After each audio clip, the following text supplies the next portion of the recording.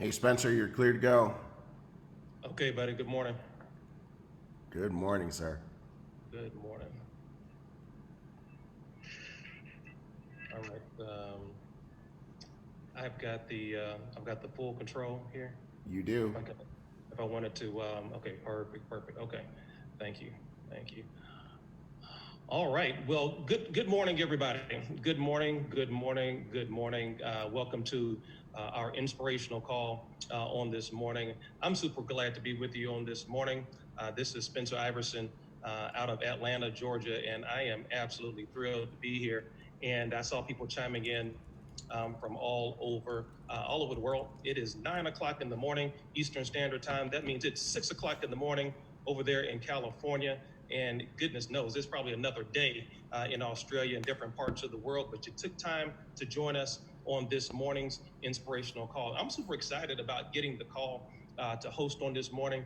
I don't think Mark Cathcart and Tigray knew, but for 10 years before this call, I used to host my own inspirational call every Monday morning at 8:30, and this is the first year that I haven't done that. And so this is right in my wheelhouse. I like getting my day started off with some positive words of encouragement.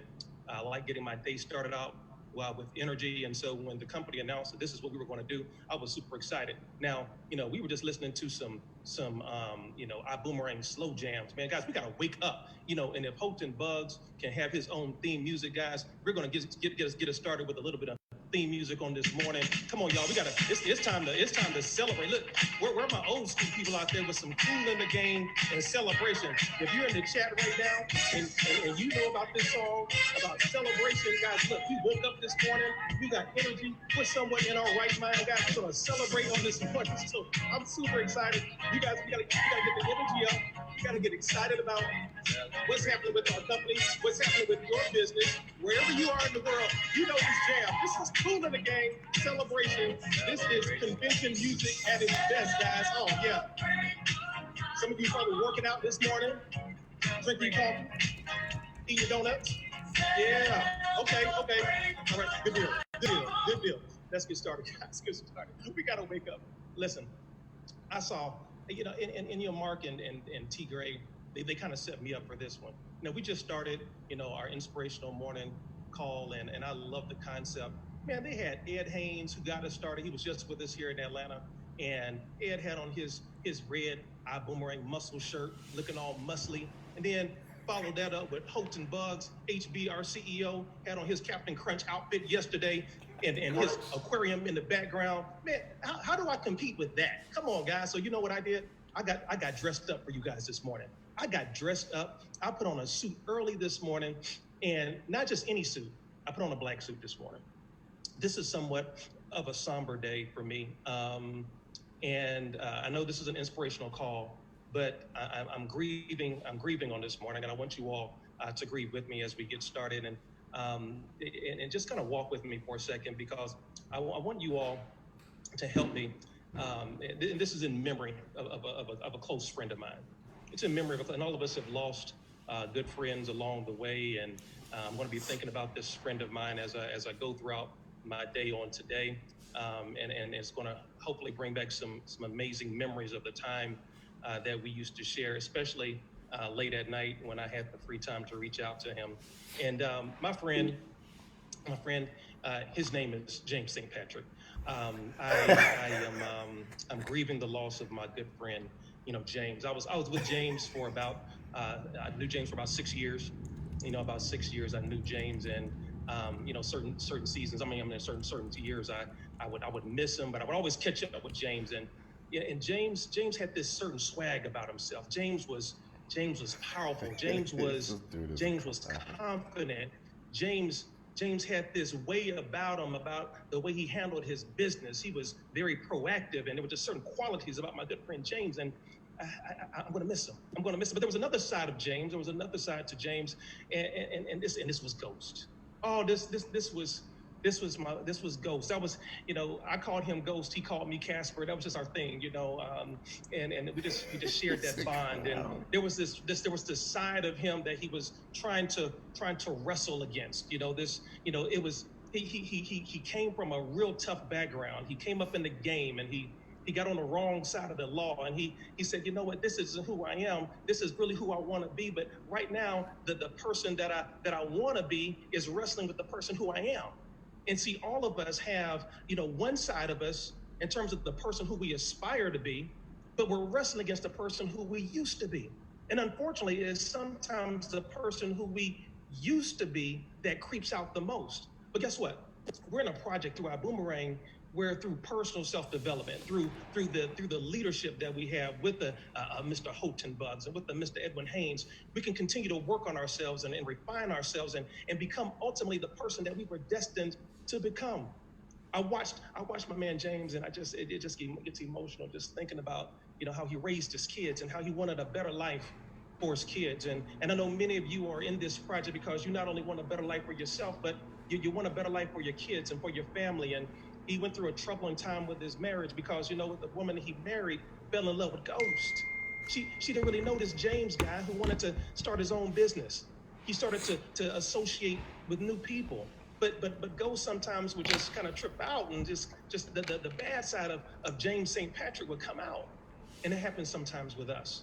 You see, sometimes the world will see your Ghost side versus your James St. Patrick side. And this is the side you really want people to see, but oftentimes this is what comes out. But you know what? Our circle of influence is so important. Our circle of influence and the people that we hang around is so important, because you see, Tommy had a kind of James had a kind of a jacked up circle. See, this is his friend Tommy. Now, see, Tommy, this is Tommy Egan. See, Tommy was James's guy.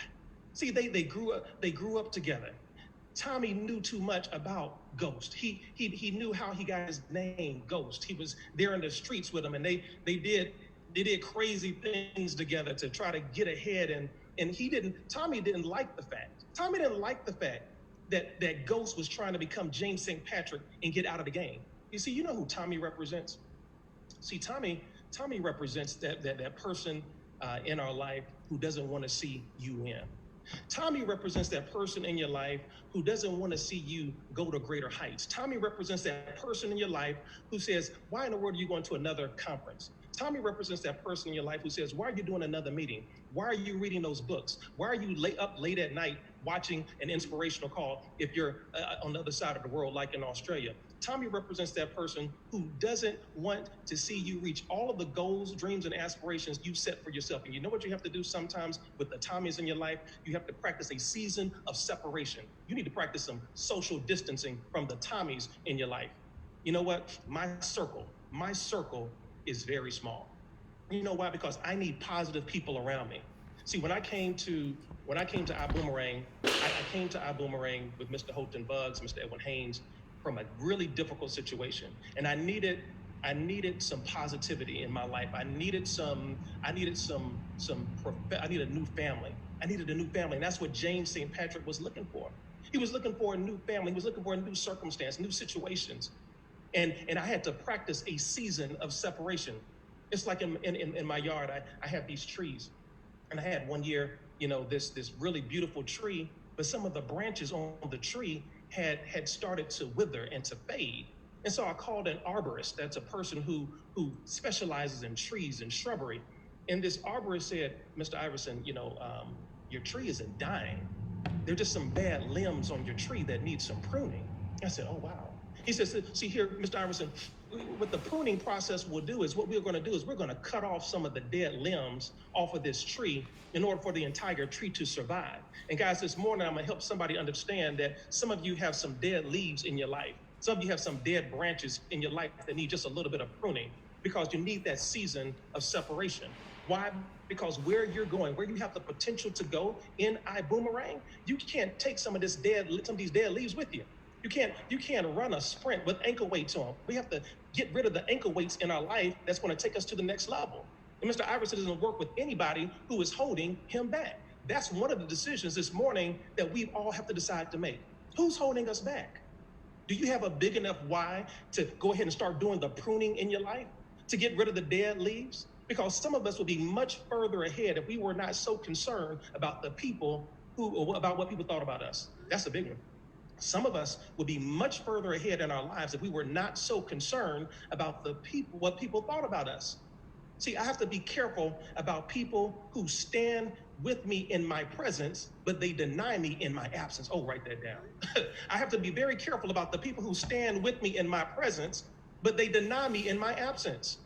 See, be that consistent person. See, and I shared this with Edwin Haynes when he was in Atlanta last weekend. We had a great time together. And I said, one of the things I appreciate about Edwin Haynes and Mr. Houghton Bugs is that I met them 14 or 15 years ago in another project. And they are the exact same professional men that I met 14 to 15 years ago today. Exact same. When I saw Mr. Haynes, when I saw Mr. Bugs, and then we started reacquainting, the exact same. It was as if we talked every day for 14, 15 years. I love that consistency. I knew that I had finally found a home. And so these are the people who said positive things in front of me, but they also knew the character of Spencer Iverson in private. And guys, where we're going, we're gonna all need that type of leadership. We're gonna need that type of leadership. I'm super excited about the future. How many of you are excited about your future? How many of you are excited about the change? Some of you have been with us from the very beginning, and you've watched the evolution, you've watched the progression of our boomerang. And you've been trying to tell your friends, you've been trying to tell your family, and you feel like you're doing everything you should do. And you are. So it's not you. Sometimes it's necessarily the people that are around you. I'm going to share with you this story. As I get ready to close. And I love telling stories. I love sharing through stories. There was a young man who was a football player. Many of you all know I was a sports attorney for over 10 years. And so I oftentimes equate different things to sports and or spirituality. My dad was a preacher, so scriptures come to me like raps do to Jay-Z. Sorry guys, I can't apologize for that. But there's a young man who grew up as a youngster playing football. And he had such an amazing athletic talent, such an amazing athletic ability that all of his coaches, when he was playing youth football, wanted to make him a running back or a wide receiver. But no. His mom said, no, my child is a gifted quarterback. And so a lot of coaches in Little League football would never play this young man as a quarterback. They would always play him. They would want to try to make him a wide receiver, one of the skill positions, because he was so athletically gifted at such an early age. Then he finally found a team that would allow him to play quarterback, and he shined. And then he went to Pop Warner football, where he played in middle school and 7-on-7 football in early stages of high school. And his mom, they ran into the same problem, same issue. Your son is so athletic. We're going to make him a wide receiver. We're going to make him a running back. We're going to make him a slot receiver. We're going to make him a defensive back. He's so skilled. His mom said, no, my child is a quarterback. He's intelligent. He's smart. He can break down defenses. He knows offenses. He can call plays. He knows the gifts and talents of other people. But most coaches would only want to play him as a wide receiver. But the mom found one team that would allow him to become a quarterback. And then now it's time for a recruiting season. He's in high school. He's set all these records in his state for being a quarterback. And out of all the colleges in America, they looked at his highlight tape. He was so fast. He could jump so high. He could throw the ball, of course. But only one college wanted to bring him on board as a quarterback. And his mom said, okay, that might not have been our first choice, but my son is a quarterback. And so they went to the University of Louisville. And there, that young man set several records, 2016, 2017, won the Heisman Trophy, which is the highest award that anybody can win.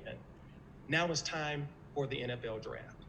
And his mom is still insisting my child is a quarterback, even though the experts on ESPN were saying, no way, no sir. This guy, he's done great for high school. He's done great for college. But young man, when you get to the NFL, it's another level. You have to have another level of intelligence. You have to have another gear of speed. You have to have a certain amount of arm strength. His mom says, we are going to be drafted by the team that is going to give my son a chance to play quarterback. Let me show you a picture. So this is Lamar Jackson. Lamar Jackson and his mom. After all they've gone through, 17 to 18 years of fighting for her child to become a quarterback, to be recognized as a quarterback. He was a Heisman Trophy winner, which means he was better not just than the other quarterbacks in college football. He was the best player in college football.